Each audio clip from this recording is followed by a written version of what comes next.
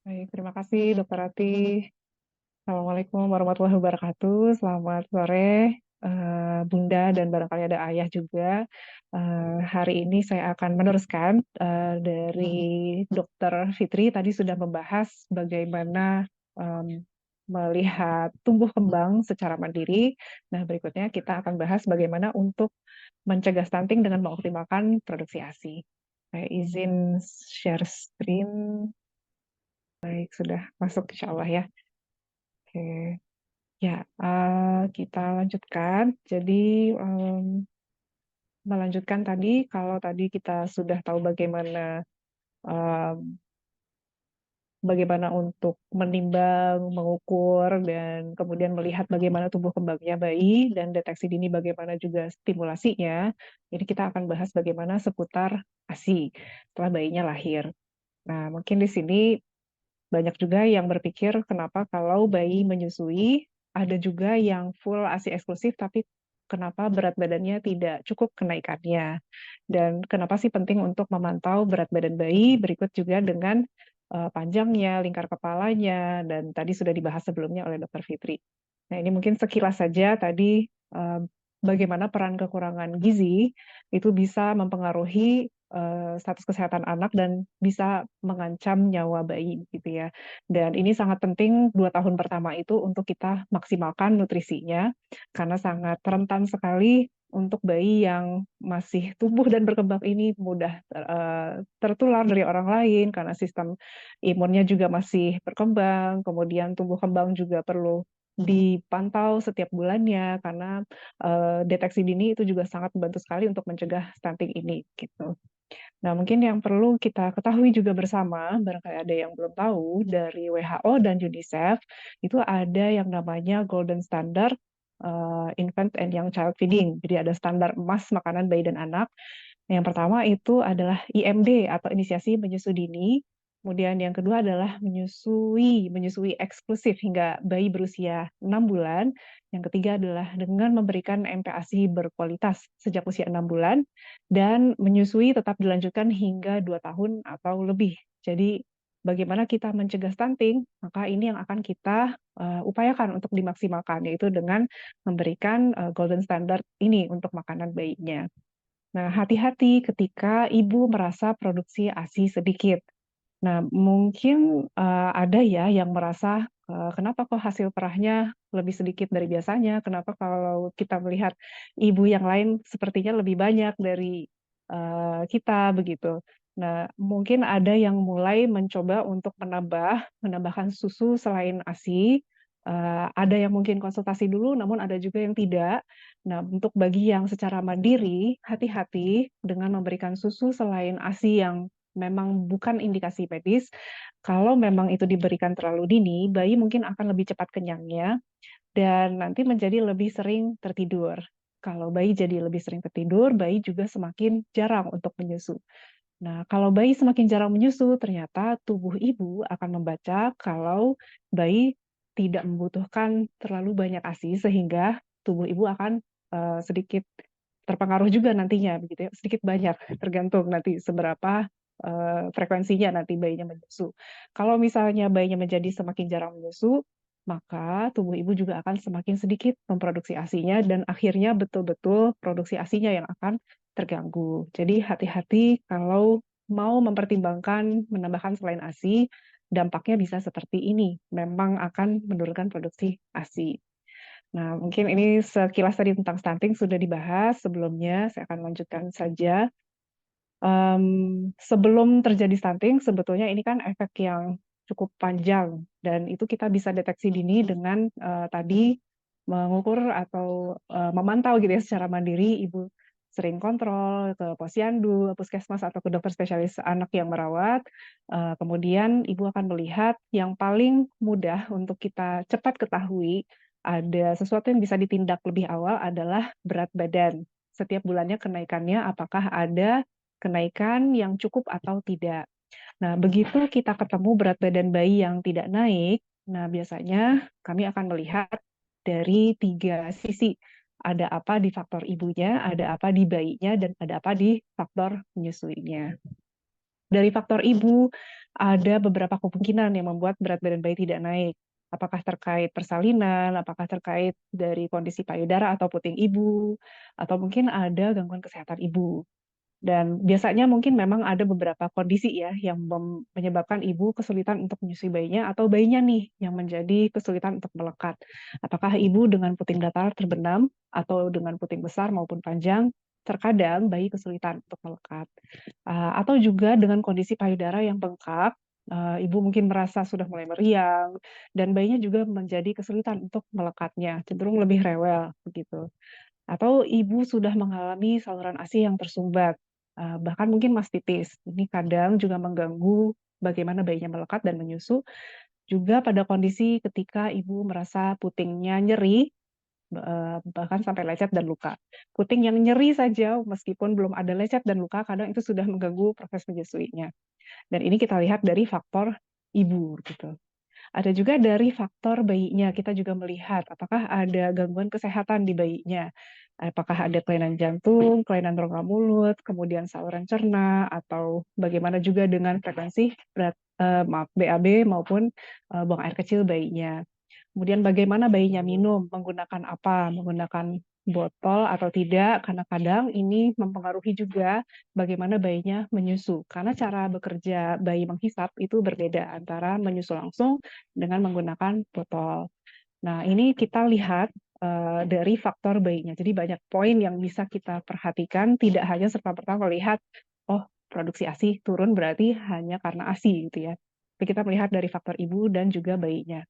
Baru kemudian kita juga bisa melihat dari faktor menyusuinya, bagaimana frekuensi bayinya menyusu, apakah sangat dijadwal, apakah melihat, bayinya yang, lapar baru kemudian disusui.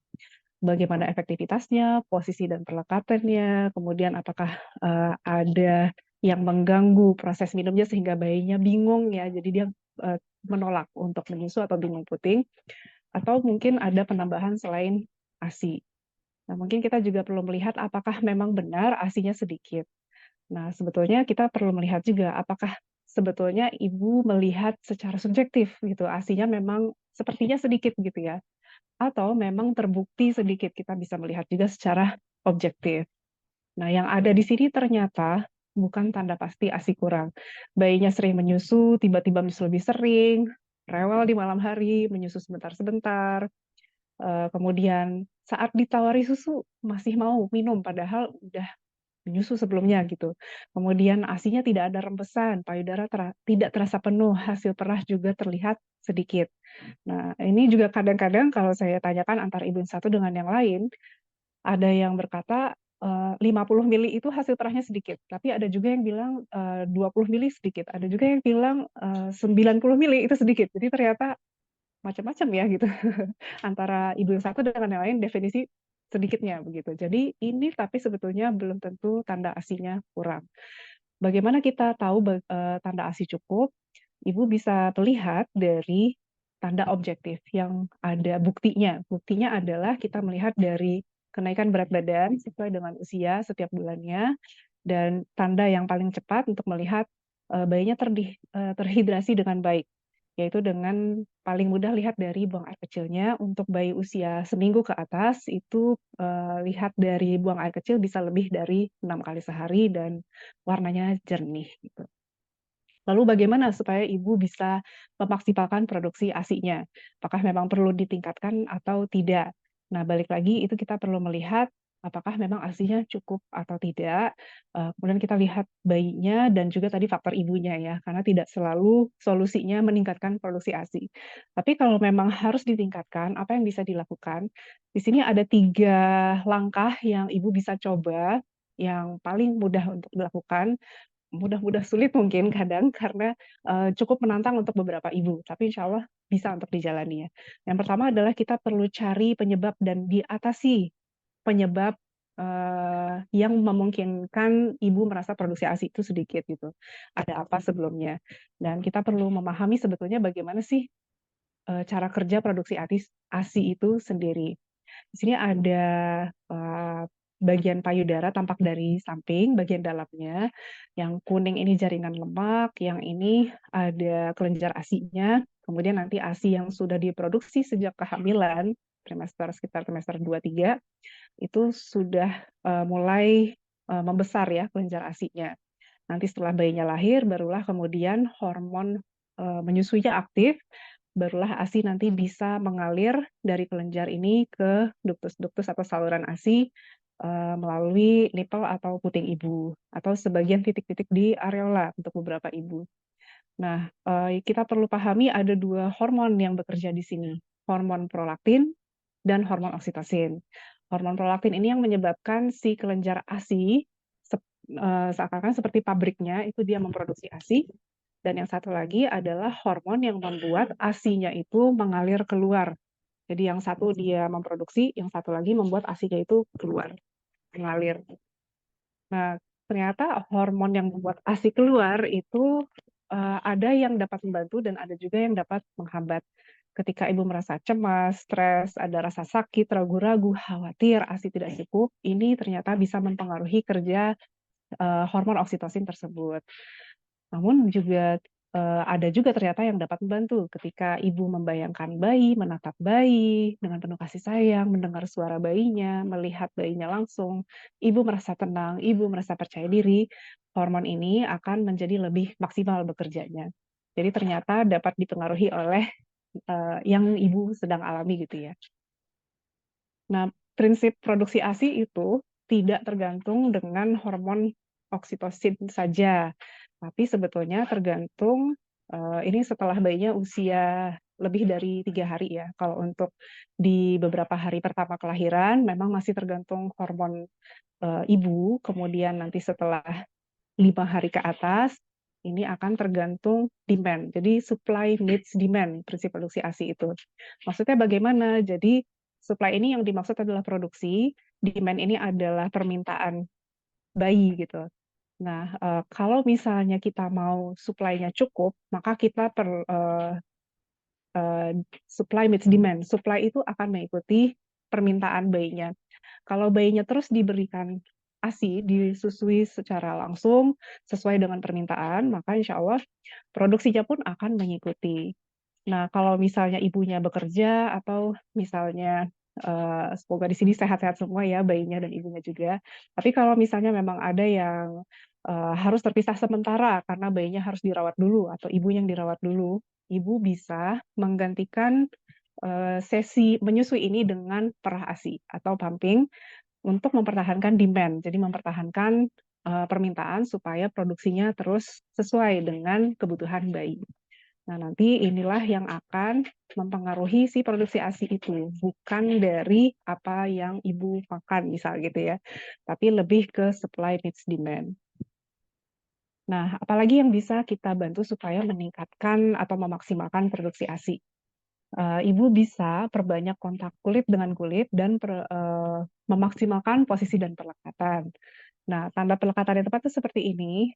Kalau kami konselor menyusui, menyingkatnya dengan amubida, areola atas, yang lingkaran hitam ini areola. Areola atas lebih baik terlihat daripada yang bawah. Bawahnya itu banyak yang masuk ke mulut bayi. Berbeda dengan yang di sini, ini sama besarnya ya, untuk areola atas dan bawah. Mulut bayi terbuka lebar, bukan mencucu. Kalau ini hanya di puting saja. Kemudian amubi, bibir bayi terpuntir ke luar, terutama yang di bawah. Memang tidak mesti selalu harus seperti doer sekali gitu ya, tapi dia perlu untuk tidak masuk ke dalam, tidak terlipat ke dalam gitu. Kemudian yang terakhir, amubida, dagu bayi menyentuh payudara, tidak jauh dari payudara seperti ini. Kalau ini bisa kita posisikan seperti ini, insya Allah maka ASI-nya jadi maksimal yang masuk ke mulut bayi. Kalau misalnya ini belum tercapai salah satunya saja, ada kemungkinan ASI sebagian tertahan di payudara ibu. Kita ingat tadi ya, kalau ASI-nya tertahan, tidak maksimal keluar, demand-nya jadi seakan-akan nanti juga akan berkurang, supply juga ikut nurun begitu. Nah, bagaimana supaya pelekatannya baik? Maka kita perlu bantu bayi untuk memudahkannya dengan memposisikan bayi ketika ibu menggendongnya. Ibu bisa menggunakan posisi menyusui apapun yang ibu nyaman, ini ada beberapa contoh. Ini adalah posisi yang ada di samping, football hold namanya. Untuk yang ini, cross cradle hold, jadi posisi tangannya menyilang. Posisi yang umum biasanya yang kanan bawah ini ya, istilahnya cradle hold. Nah, untuk yang di atas itu diganti aja tangannya. Dan yang di sini adalah posisi sambil, di atas kasur biasanya, ini adalah side lying, jadi saling berhadapan ibunya dengan bayinya di atas tempat tidur. Nah, prinsipnya adalah kepala dan badan bayi itu perlu untuk segaris lurus, tidak menoleh seperti ini, supaya bayinya lebih mudah menelan. Tubuh bayi dekat dengan ibu, kalau kita lihat di gambar semuanya ini, eee, perutnya menempel, perut atau dadanya bayi itu menempel ke ibu. Kemudian seluruh bagian dari badan bayi itu ditopang, paling tidak sampai ke pinggul atau ke bokongnya bayi. Kemudian wajah bayi menghadap payudara ibu dan hidung dulu yang berhadapan dengan puting. Jadi bukan puting yang berhadapan ke mulut, bayi ya, tapi hidung dulu yang berhadapan dengan puting supaya kita bisa arahkan bayinya itu lebih banyak yang masuk ke mulutnya. Nah, gimana sih caranya supaya ini memudahkan bayi untuk, melekat dengan baik? Kontak kulit dengan kulit. Jadi sejak bayi lahir ke dunia, sebetulnya dianjurkan dari WHO dan UNICEF itu dilakukan yang namanya standar, emas tadi ya. Yang pertama adalah IMD, inisiasi menyusu dini, yaitu dengan menempelkan bayinya itu ke atas dada ibu sebelum dikasih baju, eee, sebelum diobservasi. Jadi betul-betul di 1 jam pertama bayinya ditempel ke ibu selama kondisi ibu dan bayi stabil gitu, sehat. Nah, ibu bisa juga melakukan ini tidak hanya pada saat IMD, tapi juga pada saat, waktu-waktu lainnya kapanpun ibu rasa perlu. Kapan dirasa perlu? Yaitu pada saat ibu merasa posisi dan pelekatannya sepertinya belum maksimal atau mau meningkatkan produksi ASI-nya, ini juga bisa membantu dengan kontak kulit dengan kulit. Caranya adalah ibu buka pakaian, kemudian juga buka pakaian dalam, bayi juga dibuka bajunya hanya pakai popok, kepalanya juga, boleh diberikan topi, boleh juga tidak. Kemudian digendong dengan lembut, posisi tegak seperti di gambar ini, di antara kedua payudara ibu atau dada ayah, jadi tidak selalu hanya bersama ibu ya, boleh juga dengan ayah atau orang dewasa lainnya. Nah, kalau untuk membantu bayi menemukan posisi yang nyaman untuk menyusuinya, tentu ini akan memudahkan ketika menempelnya dengan ibu, begitu. Dan ini tidak perlu, eee, ibunya betul-betul tidak pakai apa-apa begitu ya sebenarnya. Bisa seperti di gambar ini, setelah ibunya buka baju, ada ditempel, ibu bisa tambahkan kain, kemudian ibu atau gendongan ya, gendongan yang bayinya menghadap ke ibu, kemudian ibu bisa pakai baju kancing depan. Nah, opsi yang lain adalah ibu bisa lakukan ini juga di atas kasur sambil setengah baring, untuk kontak kulit dengan kulit ini. Nah, kapan sebetulnya kita perlu menawarkan bayi minum, ternyata ini juga bisa mempengaruhi produksi ASI secara tidak langsung.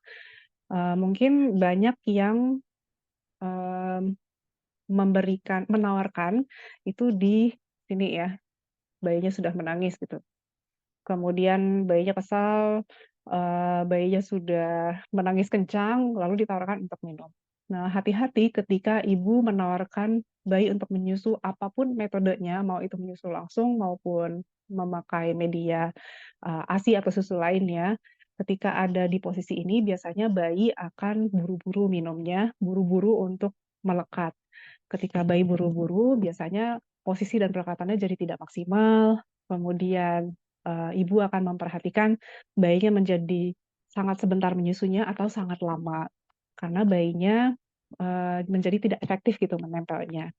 Nah, akan lebih baik kalau misalnya di posisi B atau C di sini. Jadi sini adalah tanda lapar awal yang paling bawah, yang paling baik adalah yang paling bawah ini, bayinya masih mulai, ke kiri, ke kanan, mulai buka-buka mulut, kemudian, seperti mencari-cari. Nah, ini boleh untuk dicoba tawarkan untuk menyusu sebelum bayinya menangis. Insya Allah di sini akan tenang, lebih tenang bayinya dan lebih tenang menyusunya, apalagi mamahnya tentu akan lebih tenang memposisikan bayinya. Nah, ada juga di posisi Yang di tanda menengah nih, tanda lapar menengah, bayinya sudah mulai stretching, kemudian, gerakannya semakin aktif, tangannya sudah mulai masuk ke dalam mulut. Biasanya ini hanya sebentar lagi aja itu sudah mulai menangis kencang ya. Tapi kalau memang sudah ditemukan, boleh untuk langsung saja ditawarkan menyusu, dibandingkan, bayinya sudah menangis duluan. Kalau misalnya bayinya sudah menangis terlanjur, tidak apa-apa juga.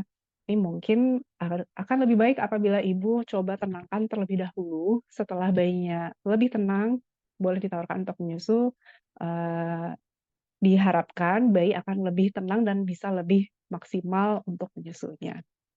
Dan yang ketiga, kalau tadi kita yang pertama sudah, ini ya saya review sedikit, kita kenali dulu bagaimana produksi ASI itu, kemudian yang kedua kita bisa perbanyak kontak kulit dengan kulit dan perbaiki posisi pelekatan, yang ketiga adalah, kita perlu lebih sering menyusui bayinya. Dan ini mengikuti tanda lapar tadi. Dan Ibu Dokter bisa Utami, mohon izin waktunya tinggal oh dua ya Dok, menit lagi. 2 slide lagi Dok, baik Dok. Ya, Oke, Ibu bisa perah ASI dari payudara, seperti ini untuk, bayi yang cenderung lebih banyak tidur misalnya gitu ya. Kalau misalnya bayinya sudah menyusu kemudian, 3 jam 2 jam belum bangun misalnya, Ibu bisa perah ASI seperti ini, untuk mempertahankan produksi ASI.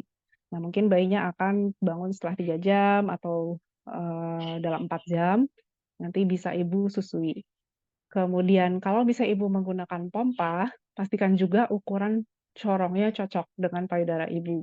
Ibu bisa mengukur dengan cara seperti ini. Jadi kita ambil dasarnya puting seperti ini, lalu diukur diameternya seberapa panjang dalam milimeter.